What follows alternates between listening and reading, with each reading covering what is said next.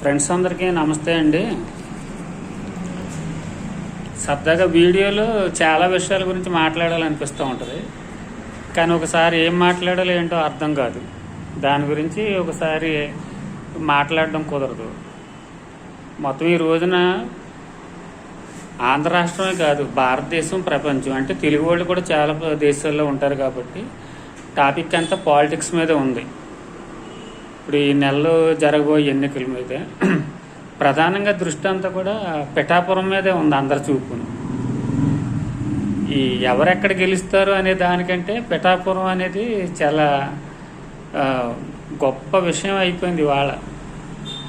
కాకపోతే నేను కూడా కోరుకునేది ఏంటంటే, మనసులో చాలామందికి ఉంటుంది, చెప్పడానికి కూడా భయపడవలసిన పరిస్థితులు ఈ రోజున ఉన్నాయి.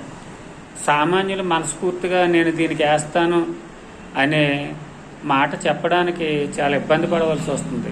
ఎందుకంటే ఏదైనా సరే, ఏదైనా ఒక పవర్లో ఉన్న వాళ్ళు కొంతమందిని ఇబ్బంది పెట్టే పరిస్థితులు మనం చూస్తున్నాం. నేనైతే మనస్ఫూర్తిగా చెబుతున్నాను, పవన్ కళ్యాణ్ గారు పిఠాపురంలో ఆయన గెలవాలని నేను మనస్ఫూర్తిగా అనుకుంటున్నాను. ఎందుకంటారేమో, ఆయన ఓటమిని కూడా చాలా చక్కటి రుచి చూశాడు. ఆయన ఆ ఓటమి అనే దానికి కూడా ఆయన ఇబ్బంది పడకుండా దాంట్లో కూడా ఒక మంచి టేస్ట్ని ఎత్తుక్కున్నారు. అందుకని ఈ రోజున ఆయన విజయం కోసం ఆయన మళ్ళీ వెనకడికి వేయలేదు.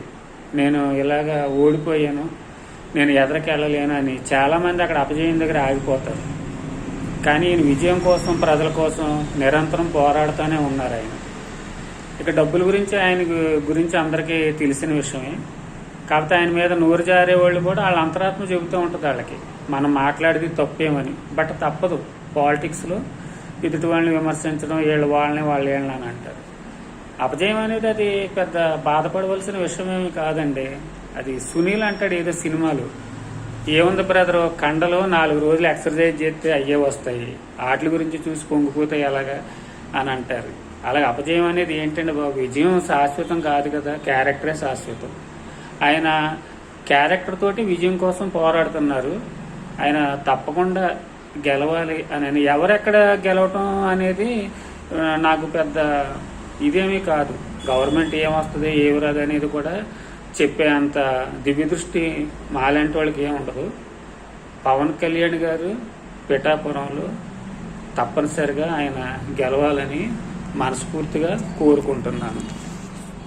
Okay friends, bye.